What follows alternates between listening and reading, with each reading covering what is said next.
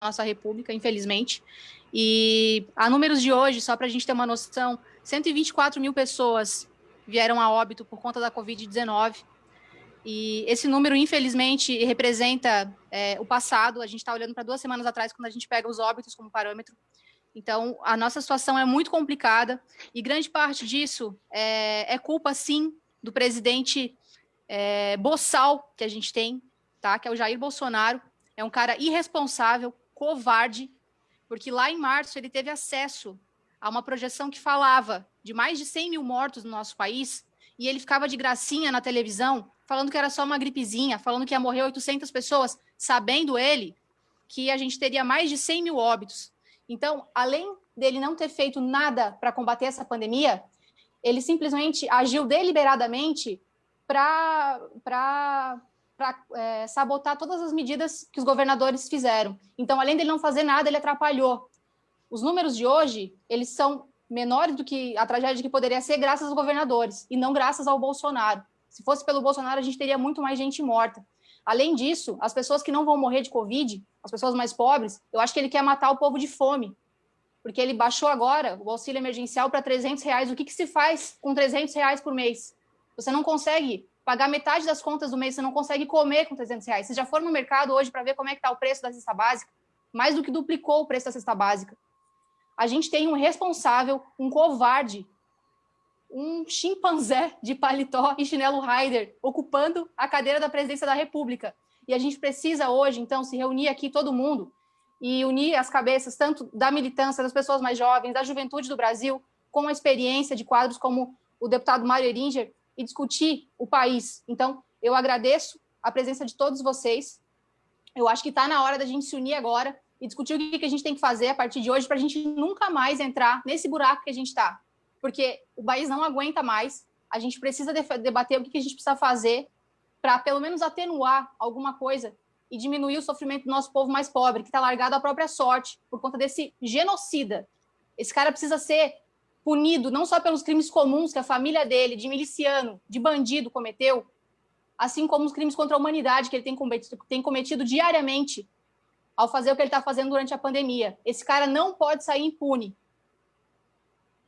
Feito esse disclaimer, eu gostaria de dar as boas-vindas para a turma boa que está aqui hoje, que é a militância do Twitter, né, principalmente, e é uma militância muito engajada, uma militância que está sempre presente, e eu costumo falar que a gente é mais orgânico que o alface da Bela Gil, porque não é formado por Bolt, a gente está ali porque a gente gosta, a gente está ali porque a gente se uniu em torno de um projeto, e essa militância cresce cada vez mais. Então, sejam todos muito bem-vindos. Os companheiros vão ter a oportunidade de se apresentar no momento que forem fazer as perguntas. A gente vai fazer um esquema de roda de conversa hoje, né? E eu gostaria de agradecer muito a gentileza do deputado Mário Eringer, que está aqui com a gente, que veio trazer a experiência que ele tem ao longo de 18 anos de vida pública, já está no 5º mandato como deputado federal por Minas Gerais, é médico de formação, e veio aqui hoje com a sua generosidade, né, com a sua humildade, para transmitir um pouquinho de conhecimento para essa juventude que está aí sedenta por alguma causa para lutar. E eu acho que a experiência dele também vai ajudar muito a gente, né? A gente precisa unir a energia dos jovens e a experiência dos nossos quadros mais velhos, que têm mais tempo de vida pública, porque só essa união vai fazer a gente sair desse buraco que a gente está. Então, dou agora de início à rodada de perguntas. Eu vou começar perguntando, deputado, seja muito bem-vindo novamente, agradeço a sua presença. E eu queria saber se existe, olhando em retrospecto, né, na história recente do nosso país, se existe algum momento específico que se pode identificar o ponto inicial de onde começou essa desgraça toda, sabe? Aquele efeito dominó, assim, qual foi a primeira pedrinha que caiu? Se for possível identificar qual é esse momento ou qual é a sequência de acontecimentos que nos trouxe para esse buraco que a gente está hoje. Bem, é muito difícil você ter a pretensão de descobrir ali o nascedouro, né, desse processo. Até porque esse processo tem uma conjugação com a política local e a política internacional. Não é à toa que a gente tem visto aí nosso grande companheiro, nosso símbolo aí nessa luta pelo poder no Brasil, Ciro Gomes, falando do Steve Bannon e das ações que fazem pelo mundo afora fizeram aquela questão, opa, mexi aqui errado, alguma coisa errada aqui, moçada. Estão me ouvindo? Sim. Tá. Deputado, estamos te Eu ouvindo, não não estou vendo estamos ninguém, vendo seu mas eu vou vídeo. continuar falando assim mesmo. Pois é, eu não sei por que... eu toquei numa coisa errada. Aê, Gente, agora desculpa. melhorou, agora melhorou. Agora eu estou me vendo aqui. Está de volta. Agora estou me vendo aqui. Então, num determinado momento, esses caras resolveram fazer um trabalho da direita populista, da direita reacionária populista no mundo.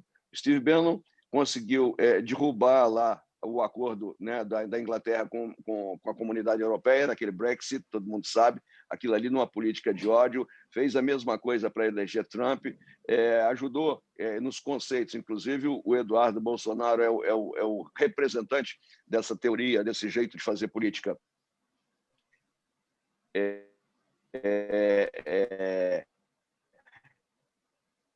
Só desconstrução, só desconstrução,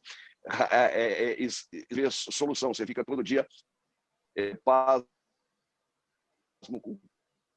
com coisas que eles falam, com o que eles fazem, do eleitor mais comum. Então, esse é um processo que começou mundialmente. Aqui no Brasil, se a gente começar a fazer uma retrospectiva, a gente começa esse processo quando a gente começa a ter um desempenho muito, muito ruim e muito crítico do PT no governo. O PT no governo, que fez um belo governo no primeiro mandato do Lula, começa a fazer água no segundo mandato, quando o PT começa a se, em função do mensalão, o PT começa a fazer acordos mais espúrios ainda para se proteger e começa a usar a política como meio de vida. O PT, naquele momento, começa a fazer isso. Isso vem aquela velha mania do PT de pegar um poste, pegou a Dilma, que todo mundo sabe, a Dilma não tinha preparo nenhum para ser presidente da República, coloca a Dilma, por mais bem intencionada que possa ter sido, eu não sei nem se foi, porque não estava lá no dia a dia dela, mas o que nos conta a história é que era bem intencionada, a Dilma entra e não dá conta. Não dá conta. Até a política econômica da Dilma ela se desviou completamente, trazendo para dentro do governo dela mesmo que são exatamente hoje os caras que estão aí. Nesse momento, a população brasileira, e aí eu tenho que deixar isso muito claro para a turma boa saber, para o Brasil todo saber, porque eu não posso me esconder nas posições. Nesse momento, o Brasil não queria mais, com 2 anos seguidos de queda do PIB de em torno de 3%, economia em frangalhos, ninguém queria mais a Dilma, por razões verdadeiras, por razões de sonho, por razões ninguém queria. E a Dilma deflagrou a altura perfeita para que essas teorias do mundo arrasando que o Steve Bannon sempre processou achasse um caldo de cultura perfeito para acontecer o que aconteceu no Brasil e fazer a gente eleger uma pessoa que passou 20 e tantos anos dentro da Câmara sem fazer absolutamente nada, sem competência nenhuma, como diz o Ciro, nunca administrou uma bodega. E aí nós estamos aí vivendo esse infrio dessa presidência, exatamente desse conjunto de coisas todas. Não é um erro pessoal meu, seu, de alguma pessoa. É um conjunto de coisas e que, na hora que acontece, o oportunista se apodera desse momento e a gente dança, na maioria das vezes. Obrigada, deputado. Bom, deputado, primeiramente quero agradecer mais uma vez a presença do senhor, de ter se proposto a debater o país, debater a política, isso é muito legal. Quero agradecer também a galera da Turma Boa aí, como representante da time Ciro, é muito legal trazer esse formato aí junto com vocês, junto com o deputado.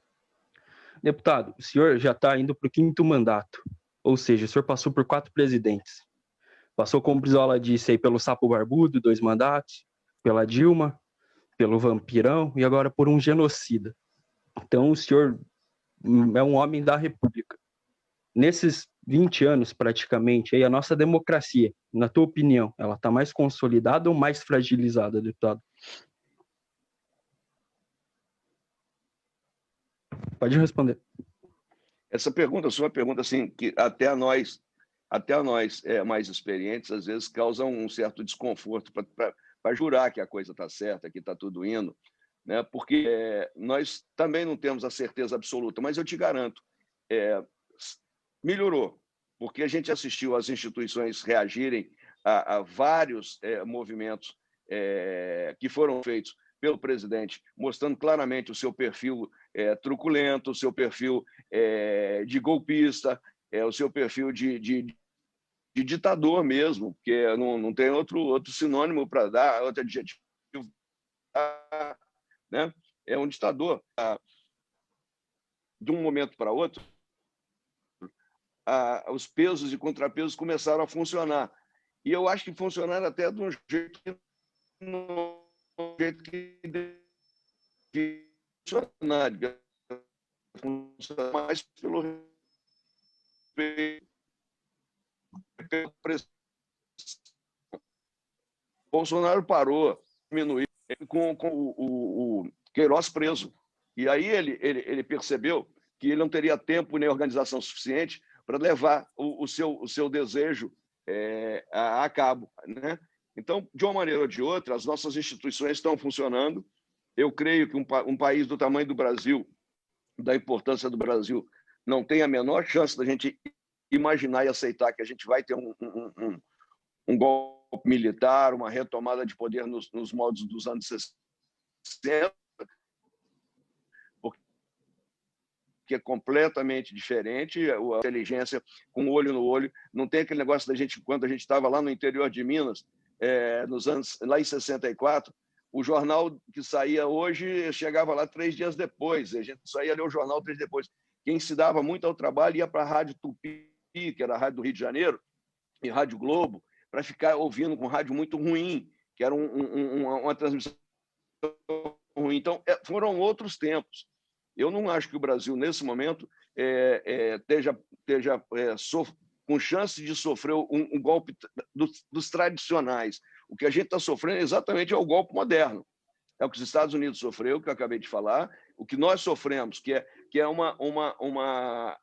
golpe pela democracia, pelo voto, mas construído o voto de maneira ilegal, imoral, né?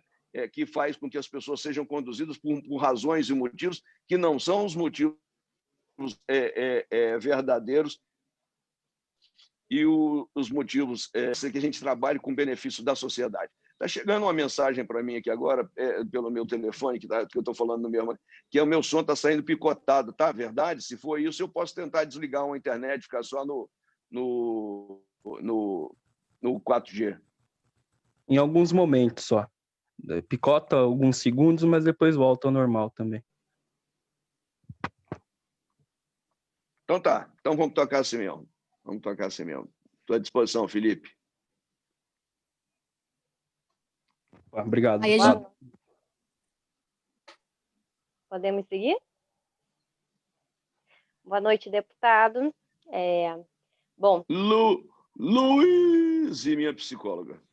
Isso. E a minha pergunta vai muito por aí, né? Como psicóloga, eu tenho acompanhado diariamente os impactos comportamentais causados pela pandemia da Covid, né? E a pandemia, ela não é uma causa única, né? Não podemos eximir a busca de soluções sociais e políticas. As causas das mortes, elas têm relação direta das decisões políticas, né? Com as consequências sociais dadas às ações de enfrentamento do vírus, né? Então, houve um enorme negacionismo em relação às estratégias de isolamento, por exemplo, a relativização das mortes, ou seja, o próprio presidente, né? Ele disseminou a ideia de que o vírus vai matar muitas pessoas, né? Independente de qualquer estratégia adotada. E eu acho isso muito problemático, né? Luiz, desculpa, caiu a minha conexão, eu voltei aqui, você pode repetir para mim? Tá, desde o início? Desde o início, na hora que você começou, caiu a minha conexão, eu fugi da live e voltei. Tá. Bom, então vamos lá, deputado. Então, novamente, né? Como psicólogo, tenho acompanhado então um pouco esses impactos comportamentais causados pela pandemia da Covid-19, né? E a pandemia, eu considero que ela não é uma causa única, então a gente não pode deixar de eximir a busca de soluções sociais e políticas, né? Então, por exemplo, a causa das mortes, elas têm relação direta das decisões políticas com as consequências sociais dadas às ações de enfrentamento do vírus, né? E houve um enorme negacionismo em relação às estratégias de isolamento, a relativização das mortes, ou seja, o presidente mesmo, ele acabou disseminando a ideia de que o vírus vai matar muitas pessoas, independente de qualquer estratégia que fosse adotada. E eu acho isso extremamente problemático, né?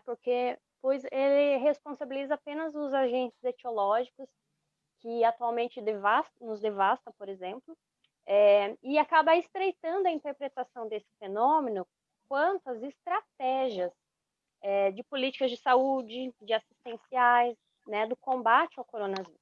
O que o senhor, que também é médico, né, avalia como ponto nefrálgico da conjuntura política e do panorama de enfrentamento da pandemia no Brasil? Podemos dizer, então, por exemplo, que passamos de uma crise sanitária para uma crise política. A cloroquina, eu considero, por exemplo, que nos dá esse belo pretexto.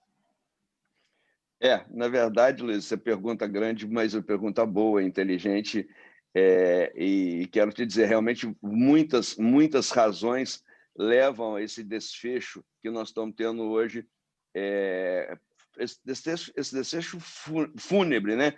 Porque nós estamos aí, como disse a Thaís no início, com 124 mil mortos já no Brasil. Tem vários fatores que cooperaram e serviram para isso. Não foi só o vírus. O vírus realmente é um vírus muito contagioso, muito mortal, mas isso juntou com o pior vírus que a gente podia ter, que é o vírus da ignorância, é o vírus do despreparo. Esse governo brasileiro, ele abriu a tampa do inferno quando ele começou a escolher os seus ministros, as suas pessoas perto. Eu digo isso assim, não é com alegria, porque eu sou brasileiro, sou médico, como eu te disse, e eu gostaria de ver esse troço muito diferente do que está. Nós tivemos a oportunidade de começar, porque a pandemia aqui começou mais tarde, então nós tivemos a oportunidade de assistir o que acontecia fora e tomar as devidas precauções, estabelecer uma estratégia única de controle pelo país, um comando único, que pudesse ser o próprio presidente. Mas o presidente não, ele preferiu negar, minimizar, acreditar em informações de seus auxiliares, informações despreparadas. E você vê que o Osmar Terra vinha falando que eram 800 mortes, e ele é um guru do Bolsonaro nesse aspecto. Então, o Bolsonaro, como técnico em medicina, ele é zero. Mas ele tinha um técnico do lado dele com a cabeça tão pior do que a dele. E essas coisas vão se juntando e vão gerando esse tipo de resultado negativo que nós temos. Ele tinha um ministro razoável, vou dizer até bom, que eu gosto, eu tenho enfrentamentos políticos com o Mandetta, mas ele tinha um ministro da saúde bom trabalhando, mas o outro queria derrubá-lo para poder entrar no lugar dele, acabou não conseguindo entrar, mas o outro derrubou o ministro com teses negacionistas. Então, o governo se destrói pela incompetência e até por essas artimanhas políticas para um ocupar espaço do outro. Então, é muito triste a gente ver isso hoje, porque nós poderíamos ter, sim, porque, Luiz, todos os países que fizeram qualquer ação, boa, ruim, tardia, precoce, vão ter problemas econômicos graves. Mas nem todos precisavam de ter tantas mortes assim. Os países que tomaram as melhores posições mais cedo tiveram menos mortes. E estão tendo aí também, igual a gente está falando para todo mundo, uma queda do PIB de 6%, 7%, 8%, porque a economia ia cair de um jeito ou de outro nessas condições, entendeu? Não precisava de ser com as pessoas morrendo, poderia ser com as pessoas vivendo. Outra coisa, não fazer isso prolongou por muito tempo o nosso período de doença. Nós estamos com a doença assim, há muito tempo, numa curva que agora começa a cair muito suavemente, mas estamos com 800, 900 mortes por dia.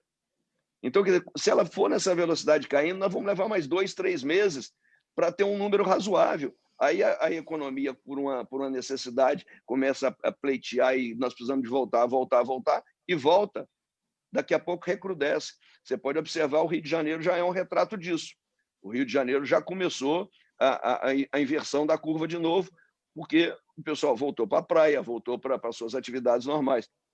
Então, e aí passa, eu vou terminar ali falando do seu exemplo, a cloroquina. A cloroquina é um símbolo dessa teimosia, dessa ignorância que levou a comprar os insumos para produzir no Brasil em enorme quantidade. Nós vamos ter cloroquina para 18 anos no Brasil, para tratar as doenças que seriam tratadas pela cloroquina. E esse troço ninguém pergunta como é que o cara gastou quase 2 milhões de reais só em ensaios, além do custo de fazer, de fabricar, de distribuir. Gastou isso tudo para quem? Com orientação de quem? Porque cismou que a cloroquina dá certo. Então, esse é o desenho da ignorância. Então, são 2 vírus muito grandes e muito perigosos. É o coronavírus e o vírus da ignorância. Obrigado. Bom, deputado, tudo bom? Habib falando aqui. Deixa eu primeiro agradecer o espaço e eu queria te fazer uma pergunta de curioso mesmo, né? A nossa proposta de curiosidade de política. Tu é um deputado que já tem uma bagagem, está no 4º mandato, já passou por muita coisa. Eu sou muito curioso de como é esse negócio de ser um deputado, de chegar no Congresso, de como começa o mandato, como você vai se achando nesse negócio do jogo político, como você se coloca para começar a trabalhar, como é que é essa loucura de virar um deputado. E você já passou por momentos em que, talvez lá no começo do governo Lula, nós fôssemos muito mais situação. Hoje, no governo Bolsonaro, somos uma oposição muito longe do governo. Como é que é essa atuação? Quer dizer, ora muito no governo, ora muito no... Como é que isso muda na vida do deputado? E aí, só para terminar, eu tenho mais uma curiosidade que eu, olhando de fora, já não consigo identificar. E eu fico curioso de como um deputado inteligente, bem qualificado, que a gente admira, como é o teu caso, faz para decidir o seguinte: tem um projeto ruim. O projeto é ruim. O que você faz com o projeto ruim? Você é contra ele, marca uma posição e mostra que ele é uma droga? Ou, de repente, a gente, não, vamos tentar construir um projeto que seja um pouco menos ruim, mesmo que eu tenha que abraçar no final das contas. Votar num projeto que eu sei que não é o ideal, mas eu reduzo o dano. Como é que funciona isso na tua cabeça para fazer essa coisa, para ser esse deputado que a gente admira tanto? Bom, você está me dando, Habib, está me dando uma oportunidade aí de conversar de um assunto assim que às vezes as pessoas não compreendem, e a sua dúvida é uma dúvida que a maioria das pessoas tem, que é essa questão de como é que você decide se eu vou ser 100% contra, se eu vou marcar posição ou se eu não vou marcar posição, o que eu vou fazer nessa situação, o que eu não gosto dela. A gente tem que... A realidade vai se impondo, né? Quando você é oposição, você tem que saber o tamanho da oposição que você é, a capacidade que você tem de resistir, por que forma e por quanto tempo, se isso interessa. Se é uma condição onde você sabe que vai perder absolutamente, e hoje a oposição tem 130 votos, ela não ganharia nada na Câmara se fosse tudo a ferro e fogo. Então, as negociações, as composições, os pequenos acertos são feitos nos bastidores e são negociados exatamente para tentar minimizar, diminuir, reduzir esses danos, né, que a gente sabe que vai vir, porque se for para o pau direto, nós vamos perder todas. E assim aconteceu naquela questão dos 200 reais que o Bolsonaro quis dar e que nós fizemos chegar a 600. Nós, como oposição, começamos a dizer que era pouco, que tinha que dar mais, e fomos convencendo, e pode ter certeza, tem muita gente que está pelo centro, que está até na direita, que não, tirando os extremos, as radicalizadas, até na direita que vai super, realmente, 200 não dá. E aí você começa a convencer, trabalhar, e quando você cresce e percebe que a onda cresceu, aí é só soprar que as coisas acontecem. A sociedade começa a perceber e tal. Isso aconteceu conosco nos 200 reais. Nós sabíamos que qualquer proposta seca e crua que nós fizéssemos, nós íamos perder. Então, fomos subindo degrau a degrau. E quando chegamos a 500 reais, que foi o que a gente conseguiu o máximo, o governo, pô, eu não vou perder essa carona, eu vou pagar R$500 aqui, não vou... Aí chegou e queria entrar. Não, então tá, nós concordamos com os 500. O Marcelo Aro, que era o relator, falou, não, para entrar agora tem que pagar 600. Se vocês quiserem ser sócios da Vitória, sejam sócios trazendo para quem mais precisa mais R$100. E foi o que aconteceu. E agora, estou até aproveitando para falar isso antes, até de falar daquela coisa que você perguntou no início, porque agora o Bolsonaro mandou para uma medida provisória que vai passar a dar R$300 até dezembro. Aí eu fiquei assim, gente, eu emendo ou não emendo? Eu boto a emenda aqui com um valor menor, maior do que os 300, mas menor do que os 600, ou não faço? Porque se eu for só brigar pelos 600 e todo mundo enfrentar os 600, nós não vamos dar o 450, o 400, o 500, nós não vamos crescer. Então, foi uma dúvida que estava me atormentando hoje, durante o dia, e eu fiz uma emenda hoje de R$413. Aí você fala, por que é isso? Não sei se você assiste o Ciro mostrando, foi a média do que a gente teve em 2018, dos mais pobres ganhavam. Então, pelo menos isso tem que dar. Então, eu fiz isso, as pessoas falam, o Mário está o Mário mandando abaixar. Não estou mandando abaixar, eu tenho certeza que eu perco no plenário se eu entrar. Agora, se eu entrar com 413, algumas pessoas começarem a gostar, aí um outro, arredonda esse nosso para 450, rapaz. E aí começa desse jeito, a gente pode chegar mais para cima, entendeu? Não adianta querer radicalizar na entrada. A entrada na política é conversa. Então, esse é um mecanismo que você leva muitos anos para aprender. Você entra no primeiro ano, lá você não conhece os assessores, porque quando você leva o assessor de Brasília, da sua terra, ele também não sabe andar, ele chega igual cedo lá também, não sabendo o que faz. Então, normalmente, são assessores de outros deputados que você tem que tomar um cuidado terrível, porque às vezes o outro deputado que saiu, que perdeu, tinha hábitos que você não compartilha dele, e o assessor acha que pode fazer naturalmente para você. Então, você sofre no início para moldar essas pessoas à sua personalidade, ao seu jeito de ser, ao seu comportamento, né? E eles, com a parte técnica, já sabendo, já se facilitam, até você entender como é que funciona uma comissão, como é que você funciona, como é que você ganha uma reunião, como é que você monta um processo. É muito difícil, muito difícil. E cada um tem um perfil diferente de ser. Por exemplo, eu sou um formulador de soluções, eu sou um cara que eu gosto de ficar nos bastidores, eu pego um lá na esquerda, pego um lá na direita, pego um no meio e vamos juntar aqui, gente. Eu sou um catalisador. Agora, tem aquele cara que enche de proposta, sobe todo dia, faz discurso todo dia, também é um estilo de fazer as suas manifestações, a sua política. Tem o formulador, tem o que faz o discurso, o articulador, que no caso é uma coisa que eu faço. Então, isso aí vai depender do seu perfil, do seu estilo, do que você gosta de fazer, né? E com certeza vai ter que levar um bom tempo para aprender.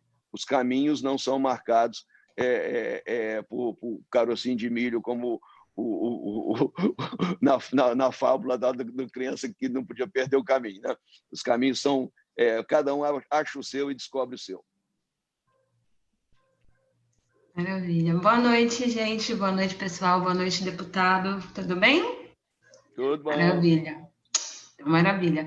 Bom, tendo em vista, então, que uma parte da população, uma parte expressiva hoje, anda decepcionada com a política, eles não se envolvem, não acreditam, nem nas lideranças e nem no Congresso. Muita gente hoje está um pouco chateada. Eu queria perguntar algo bem simples, que foi, inclusive, uma curiosidade mais genuína dos meus alunos. Hoje eu estou porta-voz aqui de um pessoal bem legal.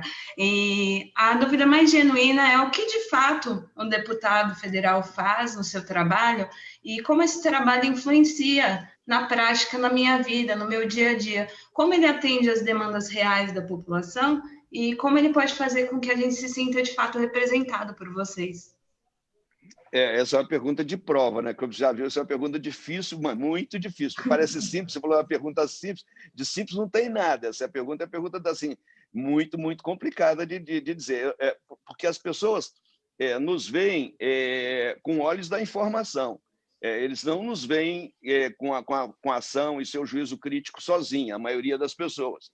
Então, na verdade, a gente já entra na carreira política, na atividade política, em desvantagem. A gente já entra estigmatizado, a gente já entra numa posição de desconfiança, e eu acho que tem que ser isso mesmo. Não estou dizendo que não tem que ser, não, tem que ser, porque a sociedade que não vigia, que não controla, ela está fadada a ser dominada, mas de uma maneira, para a gente que está chegando e que está nessa posição, é um desconforto. Você sai de uma posição de eu era médico, eu era um médico tranquilo, ninguém estava falando mal de mim e tal, de repente vira deputado, vira tudo de errado, né? Então isso é muito complicado na cabeça da gente. Quanto ao que a gente faz, na verdade, hoje não tem mais um mandato de um deputado ou de um representante que vota lá, decide e vai embora. Com essa relação hoje que tem de redes sociais, nós trabalhamos todos juntos.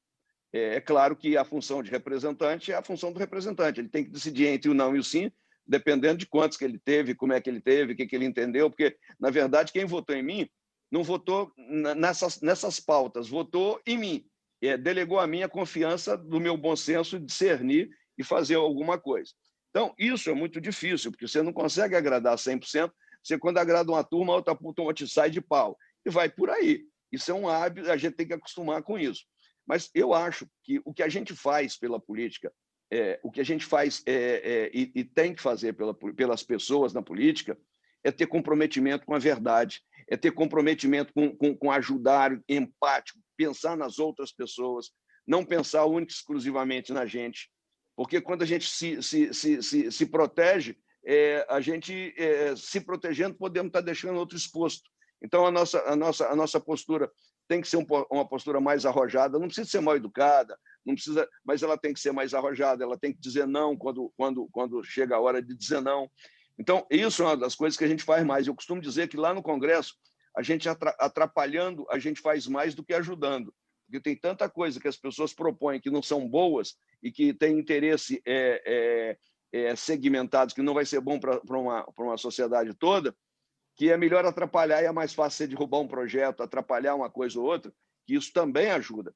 Então, o bem-estar que nós fazemos para a sociedade é quando nós temos tempo, quando nós conseguimos falar com a sociedade de uma maneira intensa, e hoje a mídia é muito importante, e as redes sociais, exatamente para mobilizar a sociedade e sentir da sociedade o que é melhor para ela.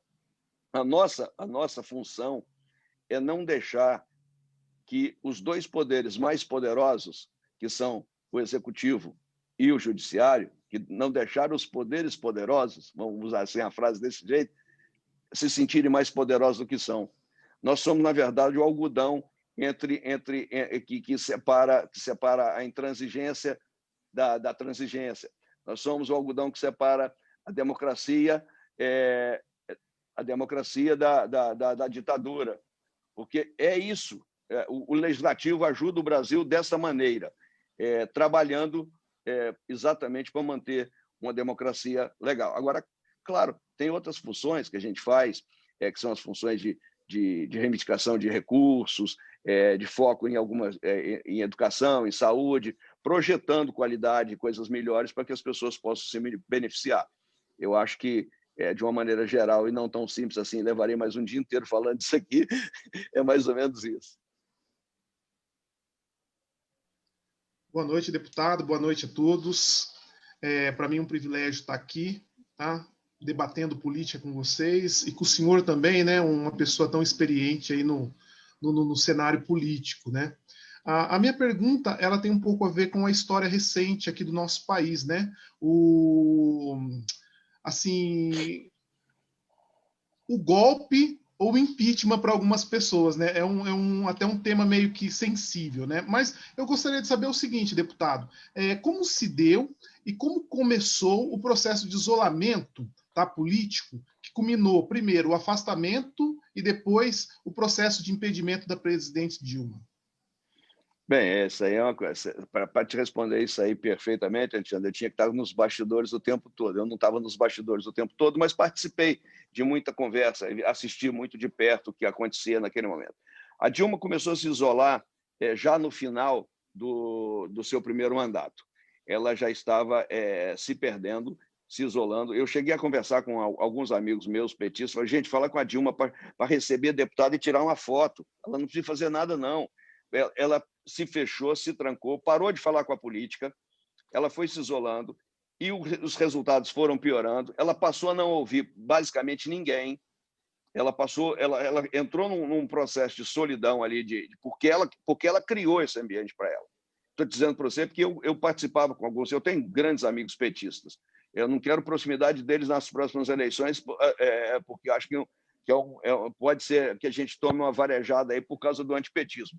Mas eu tenho bons amigos no PT. Eu falava com os caras, gente, será possível que a Dilma não entendeu que deputado, às vezes, precisa de uma relação, de ouvir da boca dela que não dá para ser feito agora, fazer uma foto, dizer assim, eu tive... Porque o deputado está lá no norte, no nordeste, lá em Minas Gerais, lá no sul, ele está sendo instado a fazer coisas. E se ele chega e diz assim, olha, eu tive aqui com a presidente, olha aqui, fui lá, falei com ela, não dá, por enquanto não dá. Ele mostra para o eleitor dele que ele está trabalhando. E ela não deu nem essa oportunidade boba, que não custaria nada a ela e ao Brasil. Quando se afastou, ela facilitou todo o processo, né? E aí começaram as articulações fora da política no início, que foi fora da política, com os pedidos de cassação. 2 anos de queda do PIB de 3%, a economia já estava em frangalhos.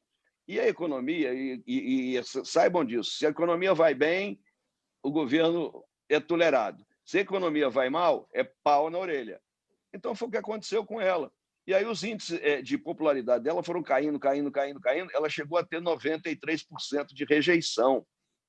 E aí começa aquela questão, você vai fazer uma votação técnica ou você vai fazer uma votação política? Você vai chamar 93% dos brasileiros de golpista ou não? Eu, e digo muito claramente aqui, já disse para todo mundo que convive comigo sabe, votei pelo impeachment da Dilma, tá? Todo mundo sabe disso, passei até por um conselho de ética no PDT, respondi às minhas contradições, eu fiz. Mas o que aconteceu, na verdade, é o seguinte, ela despreparada foi levada, os ministros dela saíram do ministério para ir votar contra ela. O PMDB, que ela abraçou, saiu do governo para votar contra ela. Ela foi de uma ineficiência muito grande. Eu não tenho problema nenhum com Dilma pessoal, nunca tive. Pelo contrário, as vezes que encontrei com ela assim, foram muito agradáveis. Mas ela perdeu popularidade, perdeu condições de governar. Foi pedalado, não foi pedalado? Eu acho que foi pedalado. Os outros já faziam, mas o que está vindo a julgamento é o dela. Os outros não vieram a julgamento, então eu não tinha como julgar, mas esse está vindo a julgamento. Então, a questão de chamar de golpe, e aí é uma coisa que eu venho falando com o Ciro há algum tempo, e estou falando com vocês. Para de chamar de golpe, fala que foi uma malandragem, foi uma sacanagem, ou usa o termo se vocês quiserem.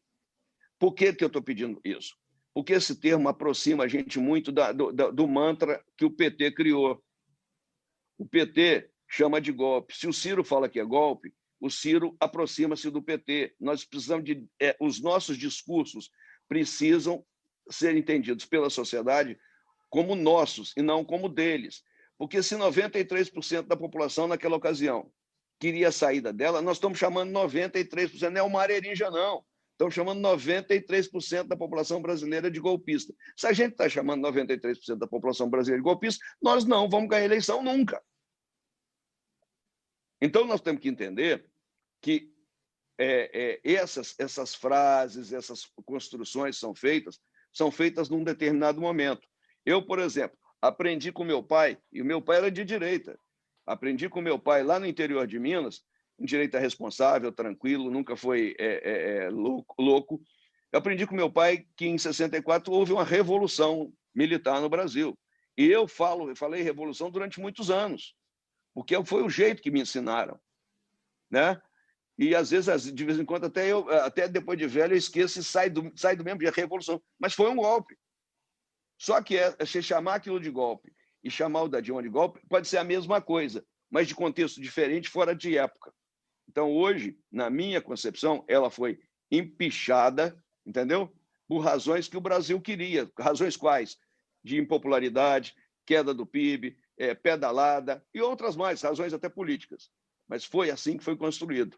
Não foi uma coisa que eu resolvi. Tanto que lá, se você faz uma pergunta hoje, quantos pedidos de impeachment tem na mesa do Rodrigo Maia para para o Bolsonaro? 50. Por que então ele não decide? Porque não tem condições de fazer os votos suficientes para ganhar. E se fosse para perder, ele já tinha decidido, pô. Entendeu? As pessoas às vezes têm uma dificuldade de entender determinadas coisas tão claras. Se ele não decidiu, é porque ele sabe que vai perder. Se ele botar para votar um impeachment, ele vai perder, não adianta nada. Se ele arquivar, é o que ele já tem mesmo. Então, não vai botar enquanto não houver condições objetivas para que seja discutido qualquer processo lá. A verdade é essa. Deputado Mário, muito boa noite. Obrigado pela presença aqui. Turma boa também que está aqui com a gente. E a você que está assistindo aí da sua casa.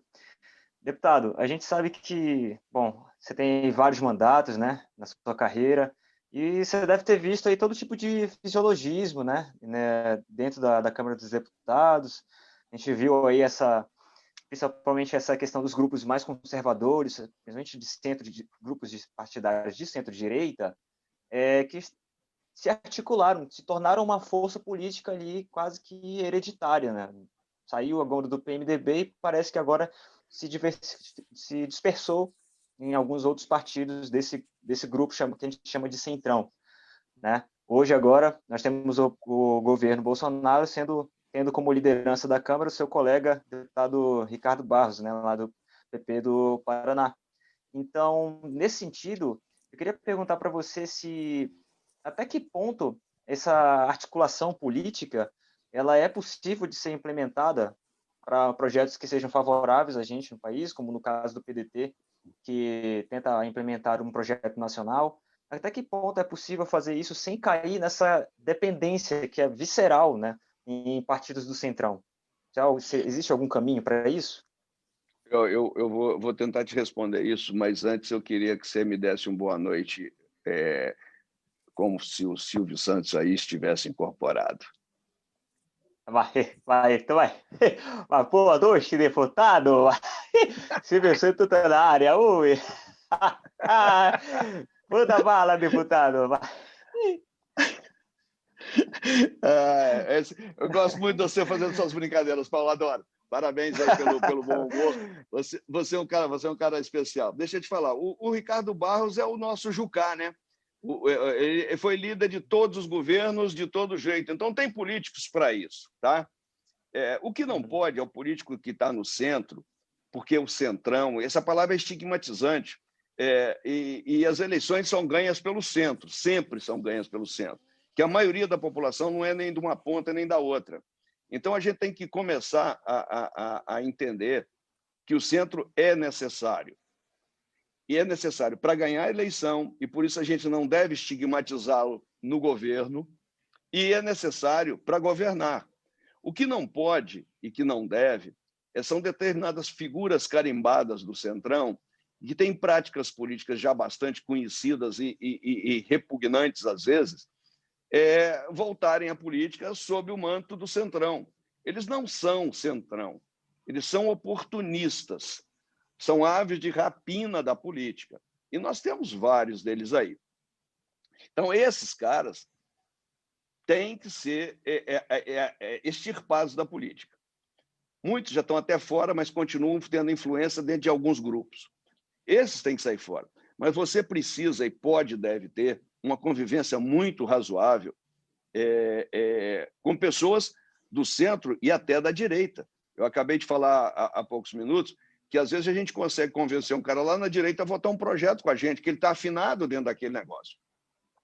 Então, isso é muito natural da política. O que não pode é acordo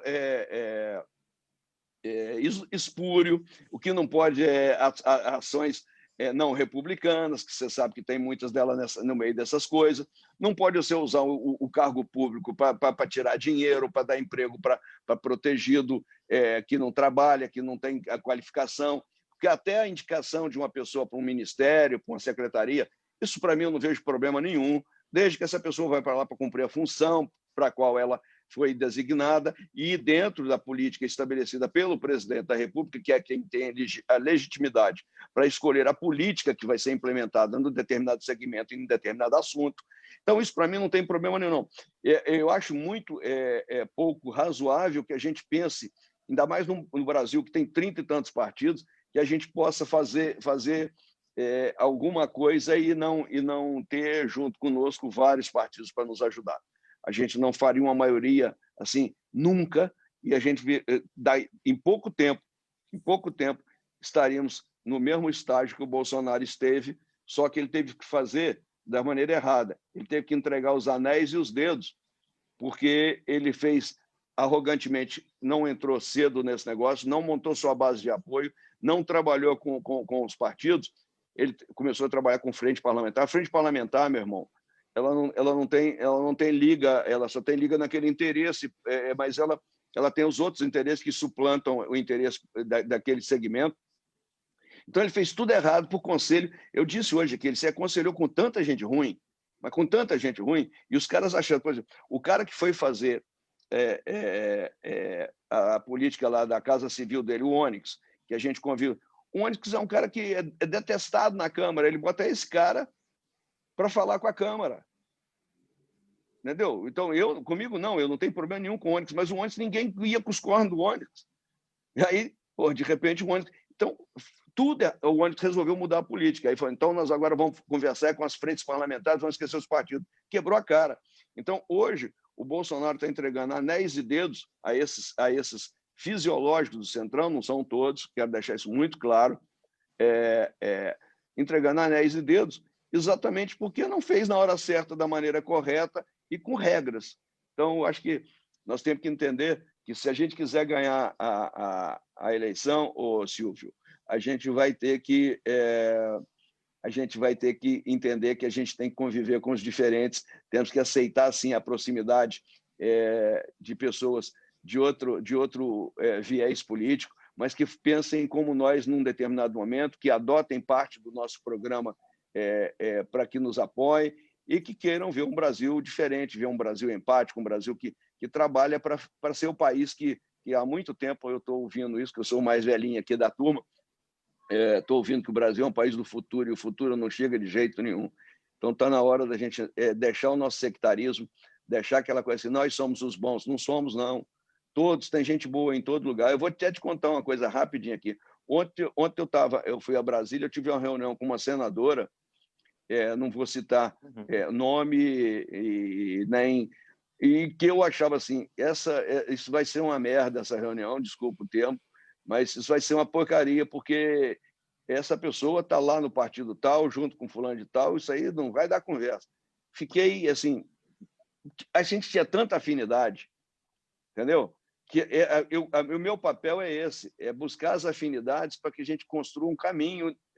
O que for diferente, a gente tira do hall de conversa naquele momento e vamos resolver aquele problema, entendeu?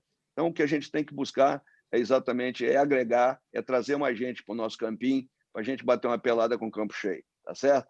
Obrigado, Silvio! Obrigado, deputado. Então, primeiro, boa noite a toda a turma boa, o pessoal que está aqui na live, quem está assistindo, e ao nosso deputado federal do PDT, Mário Enger.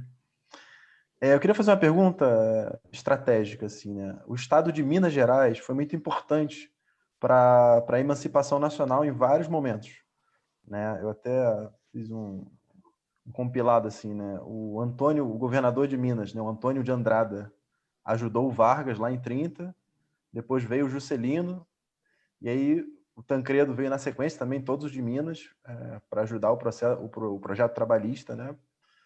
E depois disso, até o Tancredo resistiu lá, virou presidente durante alguns dias, né? E aí houve aquele ocorrido. E, no meu entender, né, Minas Gerais sumiu um pouco do protagonismo, né? Eu queria saber, primeiro isso, né? Qual é a sua percepção sobre isso? E quais são os caminhos para resgatar esse protagonismo na defesa da emancipação nacional, a partir de Minas Gerais, que é muito importante para o país, e a partir de todos os estados, todas as cidades do Brasil e tudo mais. É isso. Ô, Lucas, fez um comentário assim legal, e eu, como mineiro aqui, eu tenho que ficar feliz com essa colocação, mas tenho que te lembrar que a gente começou antes, a gente começou com Tiradentes, entendeu? Sim. Com Tiradentes, a gente já começou a fazer posição em defesa do Brasil, em defesa da democracia, contra abuso das cobranças de impostos, coisa que nos aflige até hoje, né? O brasileiro comum pagando mais imposto do que o brasileiro da elite. Então, nós temos um caminho que foi percorrido aí, e você lembra bem, você falou bem, de 30, quando Vargas foi apoiado pelos nossos mineiros. Nós tivemos um grande presidente da República, que foi o Juscelino Kubitschek. Juscelino Kubitschek tinha uma foto dele na parede da sala do meu pai. Ele era o ídolo do meu pai. E o curioso é que o meu avô tinha na casa dele um Getúlio Vargas atrás da porta, porque todo mundo que fosse sair da casa tinha que ver a foto do Getúlio.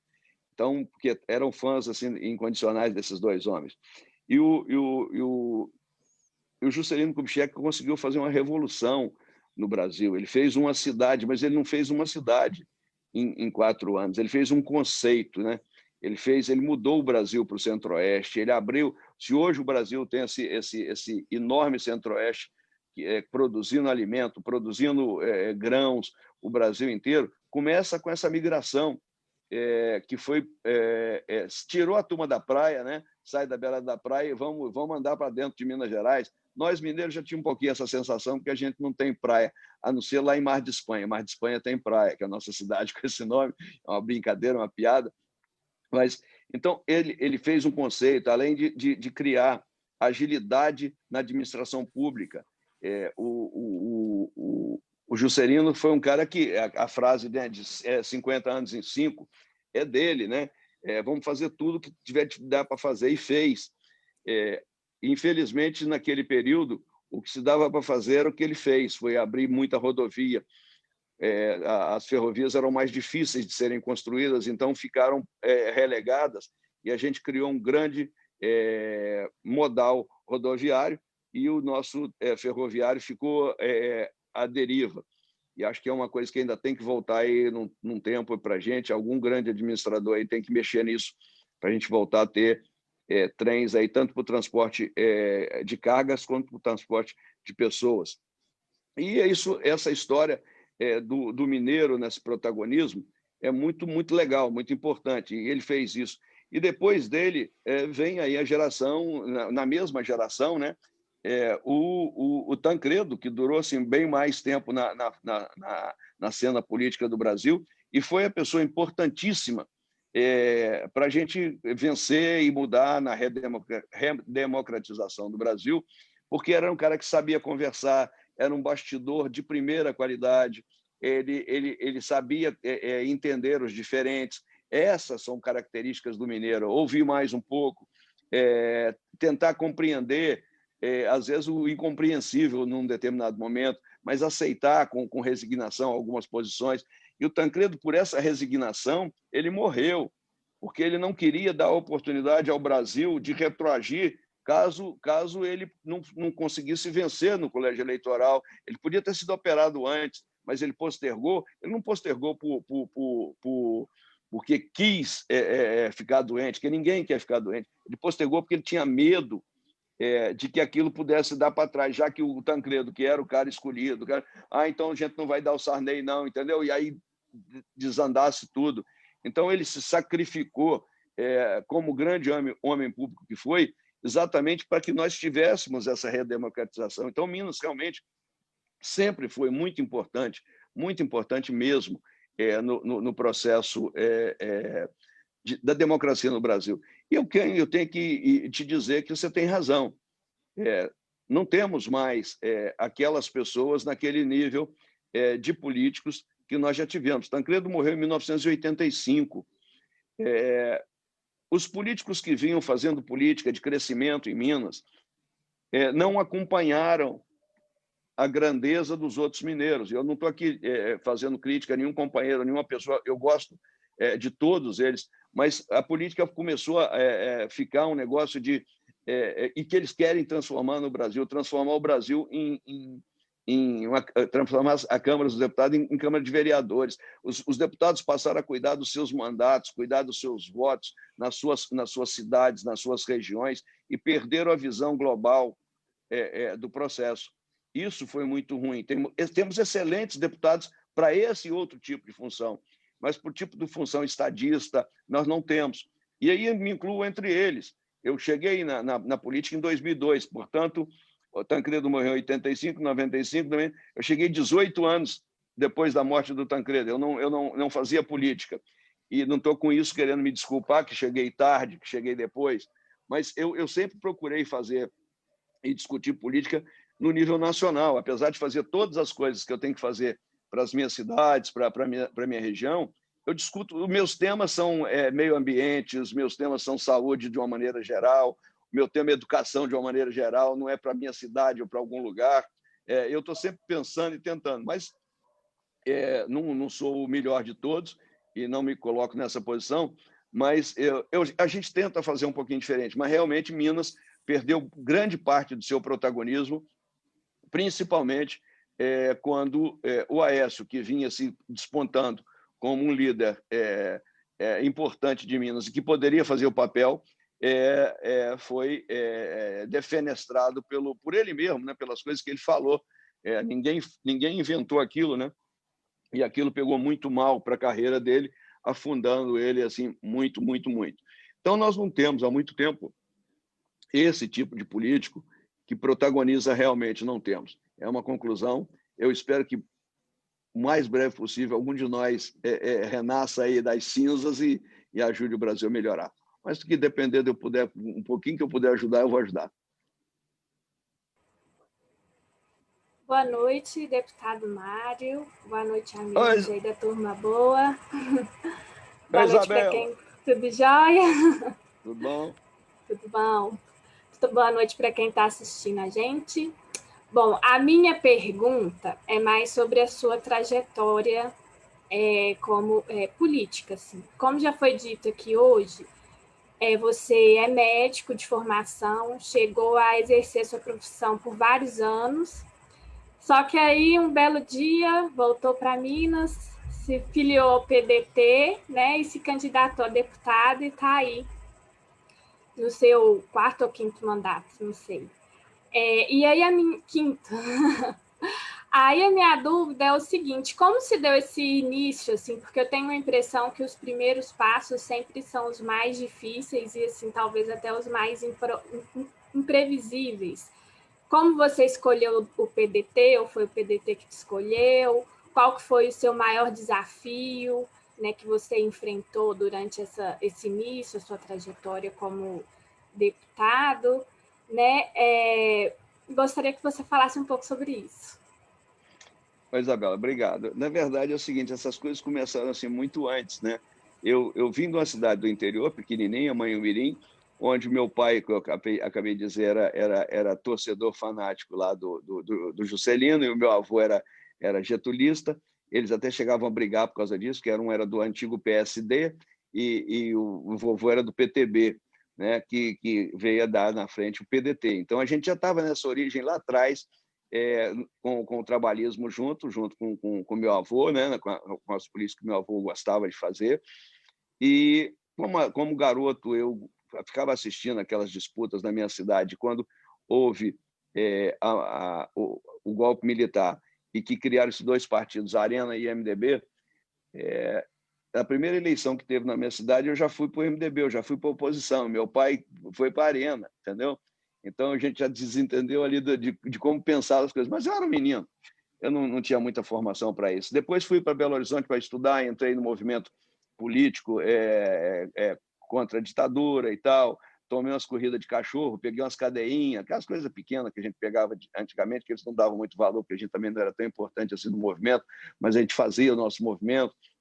Fui para a faculdade, me meti em DA, DCE, e eu sempre estava discutindo política com todo mundo. Me formei e vim morar no Rio de Janeiro. Vim fazer residência médica. Eu e a minha namorada, na época, que virou a minha mulher, viemos fazer. Ela queria fazer pediatria e ortopedia. Vamos fazer pediatria e ortopedia, que nós voltamos 2 para Minas Gerais.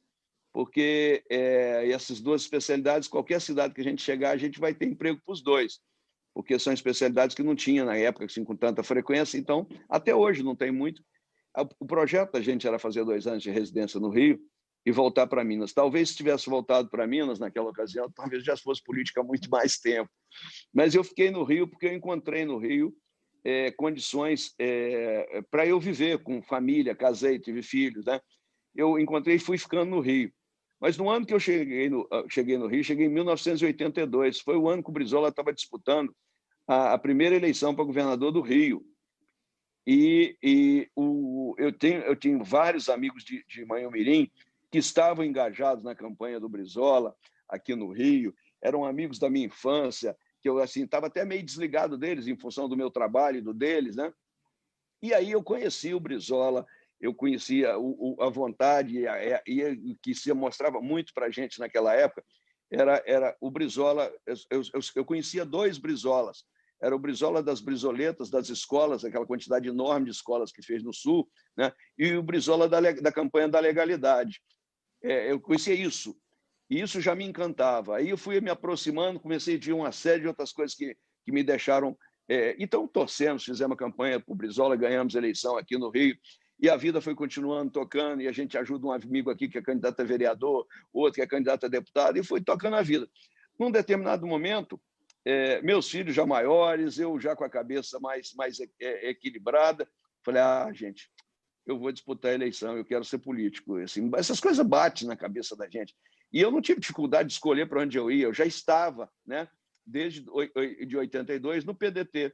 Eu fui pescado pelo Brizola em 1982.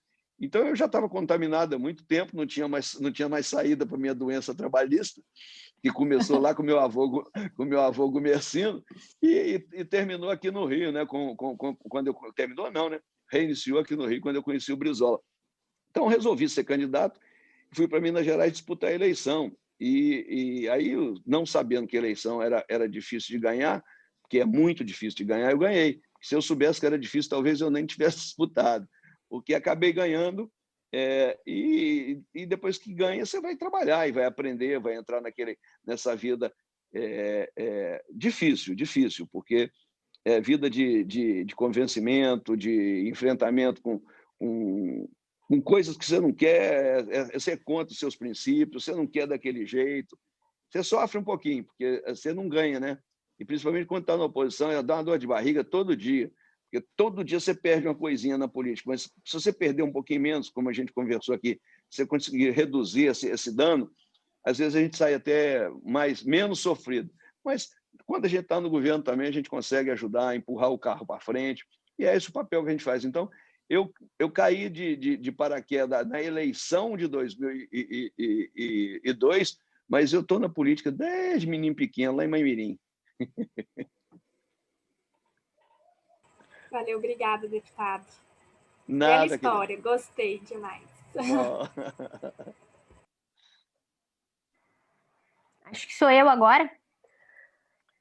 Deputada Thaís Fagundes. Boa noite, deputado. Boa noite, turma boa.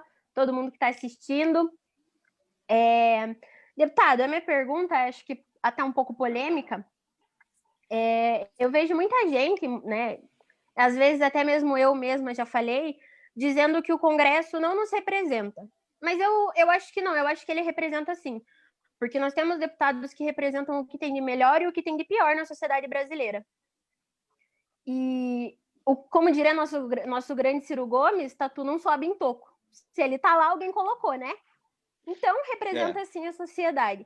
Mas a minha pergunta era mais no sentido de como que o senhor lidou com a experiência de ter esse abismo de competências dentro do Congresso? Como foi para o senhor lidar com esses mundos diferentes? Essa pergunta assim, é um negócio fantástico. Eu, quando cheguei no meu primeiro mandato, a primeira coisa que eu falei assim, caramba, eu não conheço o Brasil. Eu não conheço o comportamento do Brasil. Eu não sou brasileiro, eu não sei nada do Brasil. Porque quando você começa a conversar com um cara lá do Acre, depois conversa com um do Rio Grande do Sul, nós falamos a mesma língua, nós temos grandes dificuldades iguais, mas nós temos diferenças demais de necessidades.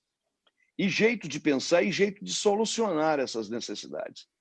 Então, isso é uma escola assim, que não tem tamanho. O brasileiro que tem a honra de ser deputado federal ou a honra de ser senador, porque isso para mim é uma honra, ele ganha de presente entender o Brasil, sentir o Brasil. E aí você fica mais brasileiro ainda, porque tem uma liga que juntam todas essas pessoas com suas tendências, com suas ideias, com seus comportamentos até divergentes, mas tem uma liga que junta a gente. Com relação à questão da competência no mandato, eu sempre defendi que o voto do analfabeto ele vale a mesma coisa que o voto do doutor.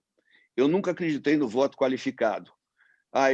Eu sei mais, eu posso mais, eu voto mais. Porque aí você já começa a distinguir, na origem da democracia, o elitismo. Então, eu sempre defendi. Então, eu me habituei, desde o início, assim, eu vou encontrar com pessoas que não estão preparadas e com pessoas que estão mais preparadas que eu, que estão em determinados assuntos muito pior que eu, em determinados assuntos muito melhor que eu. Mas eu tenho que conviver com essas pessoas. As coisas que dificultam, às vezes, as nossas relações com essa diferença não é o entendimento, não é a educação formal, porque a gente fala a mesma língua e não precisa de rebuscar para a gente entender o que o outro quer dizer. Ou, às vezes, o outro não sabe pegar a caneta e escrever aquilo, redigir o texto. Mas ele sabe dizer para você o que ele quer, o que ele acha. Então, a comunicação existe, a gente consegue conversar assim muito bem. O grande problema, a grande dificuldade nessa coisa de Congresso não me representa é porque você de fora, que não está vivendo isso, não tem a obrigação, não tem a necessidade de perceber isso dessa maneira. Você percebe individualmente, você percebe só como você. Se você estivesse lá dentro, em pouco tempo você ia dizer assim, caramba, isso aqui é um negócio fantástico. Eu estou dentro de um ambiente fantástico, eu estou aprendendo muito. Sabe, é gratificante, por isso uma honra. Mas a pessoa que está de fora fala, não me representa. Por quê? Porque num determinado momento, a maioria daquele coletivo foi para um caminho que não é o que você queria que fosse. Aí você fica danado da vida e diz assim, esse Congresso, esses deputados. E é assim que acontece, é natural que aconteça. Nós sabemos que é assim. Agora, você falou uma coisa que é verdadeira. Tatu não sobe em toco. Quem colocou lá fomos nós, cidadãos, que colocamos essas pessoas. Então, ele, obrigatoriamente, ele nos representa sim, porque ele é fruto dos nossos atos, dos nossos votos. Então, hoje, eu não tenho dúvida nenhuma que nós precisamos de abrir, sim, nós temos que democratizar o Congresso. Não é só para o analfabeto, é botar mulher em maior quantidade lá dentro, não dá para ficar só aquela quantidade de mulher e ficar 50 mulheres e 400 tantos homens discutindo aborto. Que lógica que tem isso? Que experiência teríamos nós para nos colocar na posição das mulheres? A gente pode ter as nossas opiniões pessoais, mas nessa questão a mulher tem a opinião pessoal e tem a questão dela estar envolvida diretamente no processo. Então, quer dizer, precisa de mais mulheres para discutir temas que interessam mais as mulheres. Precisa de negros em maior quantidade, porque não é justo que a gente tenha uma sociedade que mais da metade é negro ou pardo e que o Congresso seja majoritariamente branco.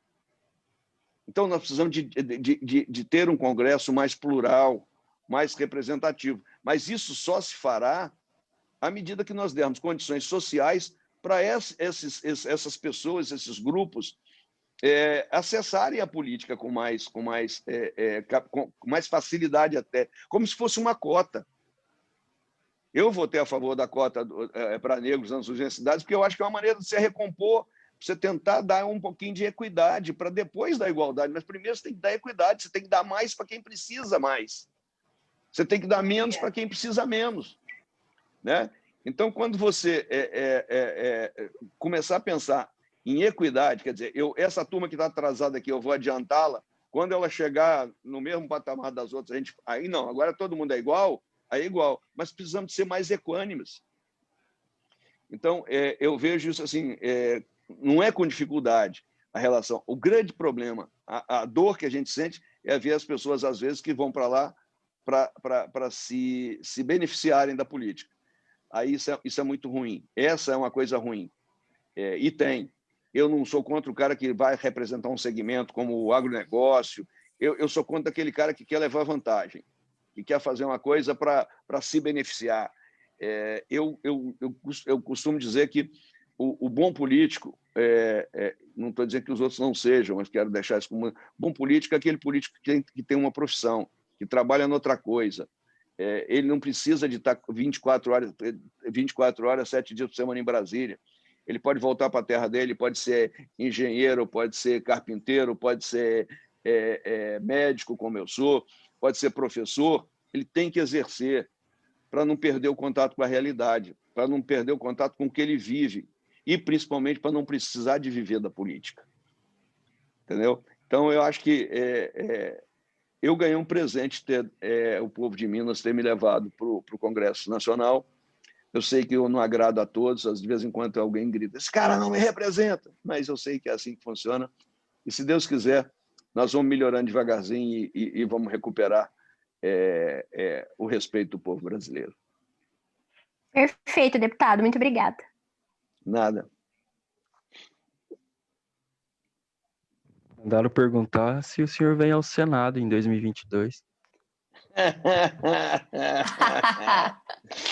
Ô, Felipe, eu vou te falar com toda sinceridade, eu não sei nem o que eu vou fazer daqui a uma semana.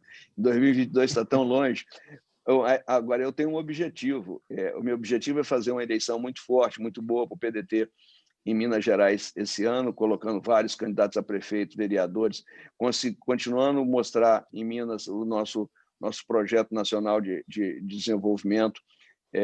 E, se Deus quiser chegar em 22, termos uma eleição onde a gente possa colocar uma pessoa que tem inteligência, competência, experiência para dirigir o Brasil, que o Bolsonaro seja o último estagiário que tenha passado pela presidência da República e que a gente consiga botar lá o nosso amigo Ciro Gomes, que é o que eu acho, nesse momento, o melhor representante desse tipo de político que a gente precisa.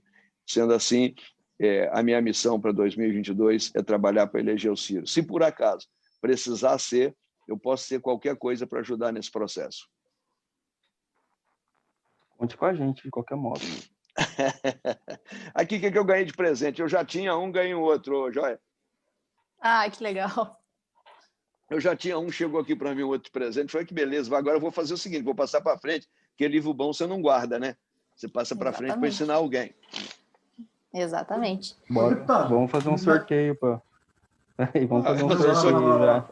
Eu sorteio agora na live. O negócio é o seguinte, a gente tem um botequim aí, aquele botequim que vocês falam muita besteira e tal, né? Que eu não falo nada, quietinho lá no botequim de vocês. Se vocês quiserem, a gente pode fazer assim, no botequim a gente sorteia lá para quem quiser, faz uma coisa assim. Tá sobrando aqui mesmo. Eu acho legal que se a gente sorteasse e caísse alguém que não tem, né? Que não leu, que aí fica legal. Mas para quem cair, se tiver lido, passa para frente. Passa pra frente. A gente põe no sorteio só quem não tem ainda. Do jeito que vocês quiserem. Eu não tenho, já estou candidata. Pronto. Então o próximo Boteco Trabalhista, a gente vai sortear aí o livro do Ciro, que vai ser o deputado que vai patrocinar. É isso. Razão. Eu acho que falta o Jonathan ainda conversar com a gente, né? Acho que falta só ele. Não falou, não. Que ele tá no mudo, ele não percebeu. Ele tá falando sem sair. Tem o irmão dele. É que tem um Alexandre que é o irmão gêmeo dele.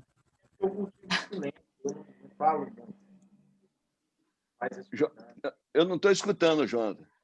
Tá picotando, Jonathan. Nada tá tão ruim que não pode piorar. Ainda tem alguém me ligando nesse momento ainda. Melhorou? Ah, beleza. É o seguinte, pessoal. Eu fiz o corte de cabelo em homenagem ao Mário, né? Vocês viram? É nóis aqui, ó. Tá lindo. Tá estiloso. Tá lindo, igual o Mário. Tá maravilhoso. Adorei. Estamos lançando tendência, cara. Se continuar assim, daqui a um tempo tá todo mundo na vibe. Que é prático também, né? Então, seguinte, Mário. Eu já te falei várias vezes, mas eu não canso de falar. Eu quero ser deputado, eu quero ser parlamentar.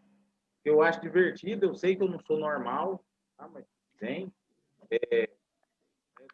2020, né? Eu ainda tô com isso aqui colado no peito. Eu tenho mais um monte deles. Eu queria te perguntar, assim, você é um vencedor de política, é óbvio. Você, como diria o Ciro, um velho ganhador de campanhas. Você está no caminho. Você até comentou que não existe o caminho dos milhos ali, mas eu tenho certeza que existe um conjunto de soluções que você aplicou aí e que deu certo. Tem dado certo há 20 anos, não é isso? Então, eu queria saber um pouco dessas dicas, que eu quero ser deputado, então me ajuda a virar deputado. Me conta aí um pouco do segredo. E segundo, qual a coisa mais difícil, na sua opinião, em ser um deputado? O papel de ser um deputado, qual a coisa mais difícil que você enfrenta sendo um deputado? Então, são essas as minhas perguntas. Tá bom. Eu vou te dizer assim, a coisa mais difícil que eu enfrento é, às vezes, a sensação de que a gente é impotente, que a gente não consegue fazer pelas pessoas o que a gente quer.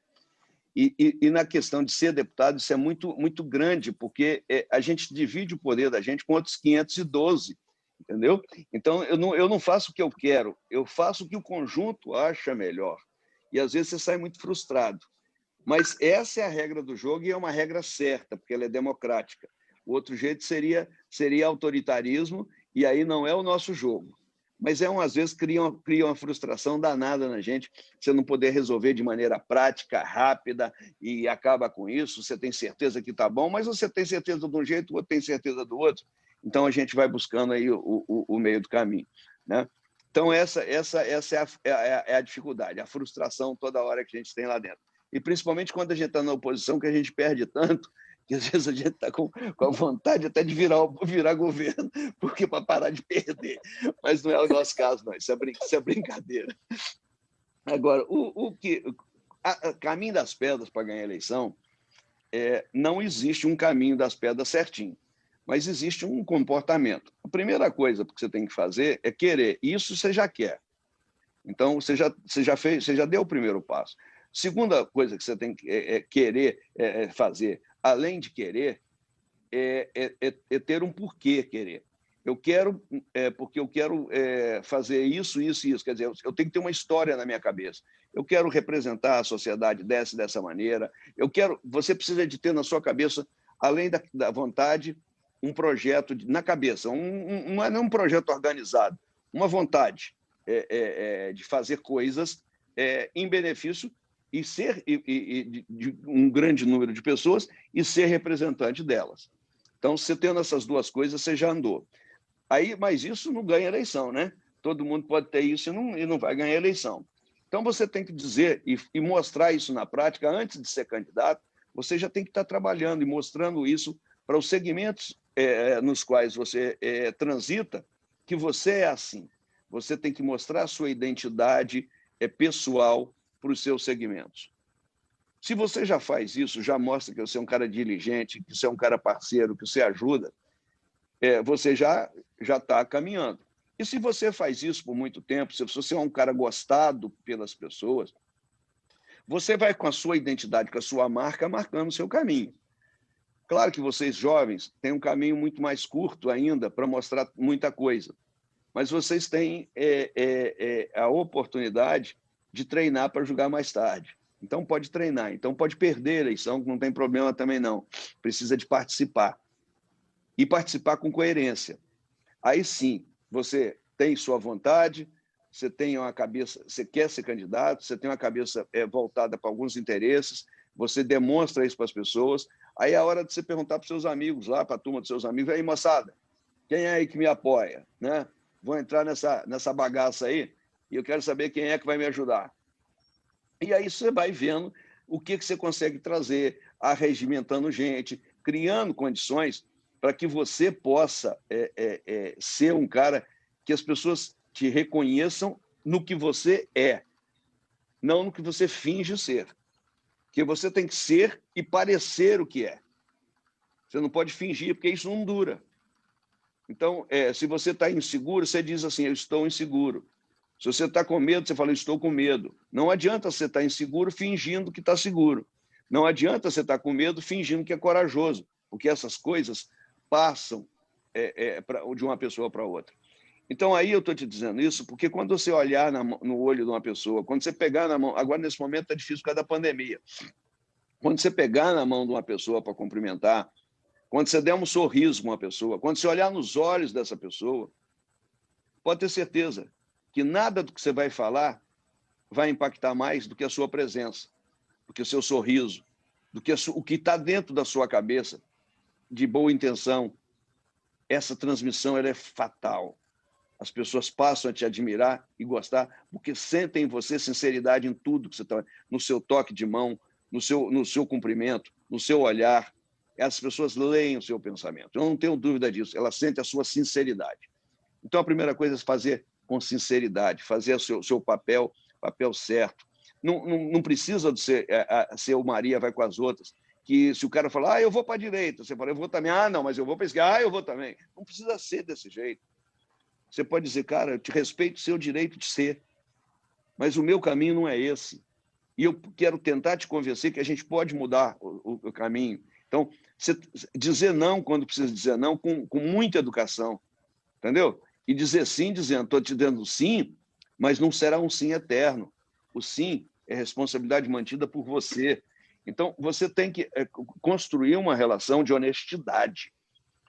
Aí você começa... Então, você vai somando algumas coisas, sinceridade, honestidade, foco, né? Isso tudo compõe o seu personagem. Se eu fosse falar isso aqui para você a noite inteira, aqui, a live ia até mais tarde, porque isso compõe a sua personagem. Primeiro é você é o produto, vamos chamar assim. Não gosto muito de não transformar a gente em produto, mas você é a coisa a ser vendida. Mas você não pode ser um produto falso, mal embalado. Se você achar que vai fazer tudo fingindo que é bom e que todo mundo vai acreditar, você vai perder. Então, você tem que ser o que você quer vender. Você tem que ser o que você quer conquistar. Então, você montou o seu personagem. E esse personagem tem que ser capaz de catalisar pessoas para o trabalho dele, para o que ele quer. Então, você tem que ser capaz de juntar as pessoas em torno da sua mesa para você falar, para você multiplicar, para você dar as diretrizes para uma multiplicação de conceitos. Você tem vontade, já tem o personagem e já começa a organizar seu grupo de discípulos, vamos chamar assim, né? Seus alunos. E que não os trate como alunos, trate-os como pessoas que também estão te ensinando, que é o que eu estou fazendo aqui hoje, nessa live que eu estou aqui aprendendo com vocês, podem ter certeza absoluta. As perguntas de vocês me fazem refletir, me fazem mudar até de posição em alguns momentos. Isso é ensinamento. Então, aprenda com eles.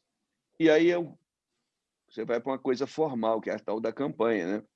E a tal da campanha é fazer o que todo mundo faz, na maioria das vezes, mas você tem que ter suas estratégias. Se você é um cara que foi ligado a um clube de futebol, você vai buscar esse pessoal do clube de futebol. Se foi ligado a uma certa igreja, você vai conversar com as pessoas daquela igreja. Se você teve um clube que você foi nadador no clube quando era pequeno, o seu jardim da infância, a sua escola, o seu trabalho. Então, você vai buscando nessas pessoas, nos seus ambientes, onde você fica nesse ambiente com naturalidade, porque você já passou por ele antes, né? São os melhores ambientes para começar. São os melhores ambientes onde você vai ter uma receptividade melhor. E, é claro, você vai para ambientes hostis num determinado momento também, porque você tem que levar a sua campanha em vários locais. Mas você pode começar pelos menos hostis, que são os familiares, os amigos, os companheiros de igreja, de trabalho, de todas as atividades do dia a dia. Se você serviu o Exército, companheiros do Exército, se você foi da PM. Então, você vai buscando todo um conjunto de coisas que você fez. Então, para isso, basta você sentar em casa, na pré-campanha, né, e falar assim, quem sou eu? Eu nasci onde? Sou filho de quem? Né? Morei em que cidade? Estudei em que escola? E você faz a sua história. Faz a sua história, escreve a sua história.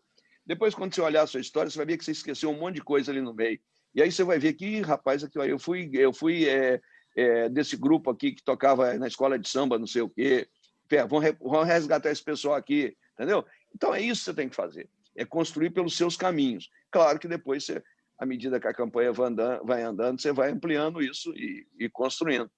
É mais ou menos isso, mas eu não tenho muito tempo aqui, porque senão eu mato as povos de tanto falar que eu estou falando demais. No boteco dá para desenvolver melhor também esses conselhos. O Jonathan vai estar lá também. Com certeza. Vamos fechar, né? É isso?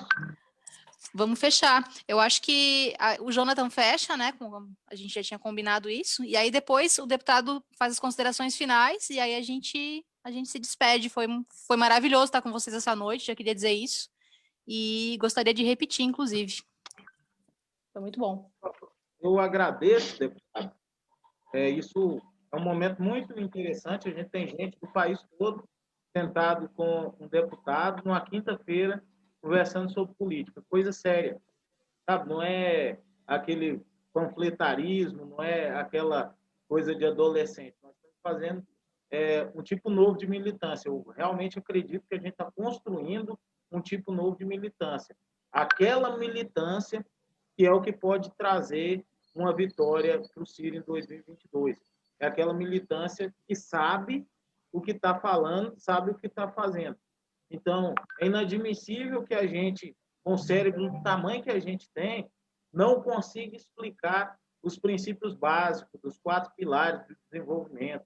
Não é possível, não é admissível que alguém da nossa idade, sabe, um curso superior completo, a coisa toda, não saber explicar o porquê que pão é trigo, trigo é dólar, e porquê que a vida do brasileiro está ficando mais difícil.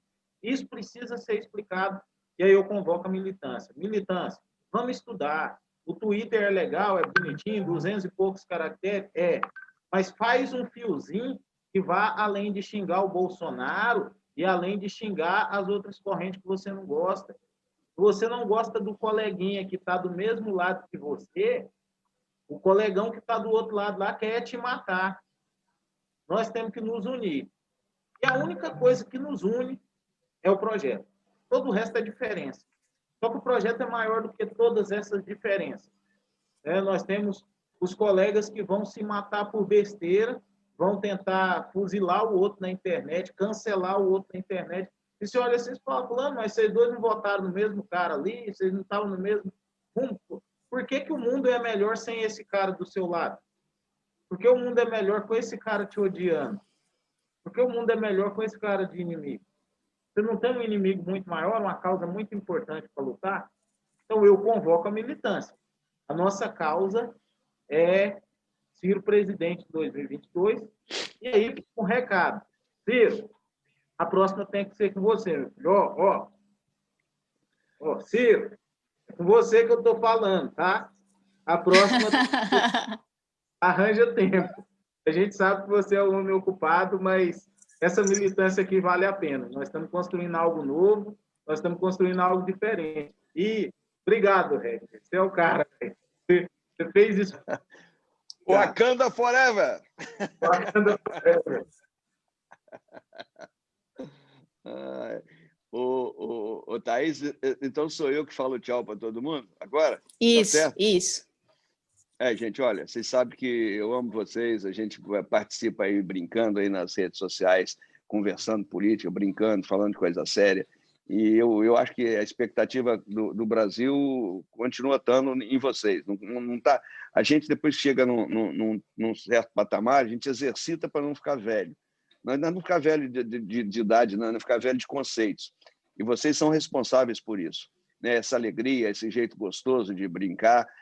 O que eu peço a vocês é que não estigmatizem.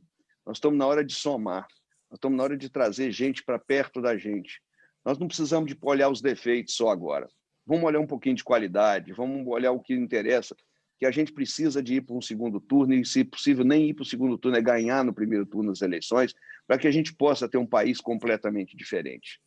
Então, não vamos buscar, vamos pescar, vamos trabalhar para trazer gente para perto da gente, mesmo com divergências, mesmo com diferenças.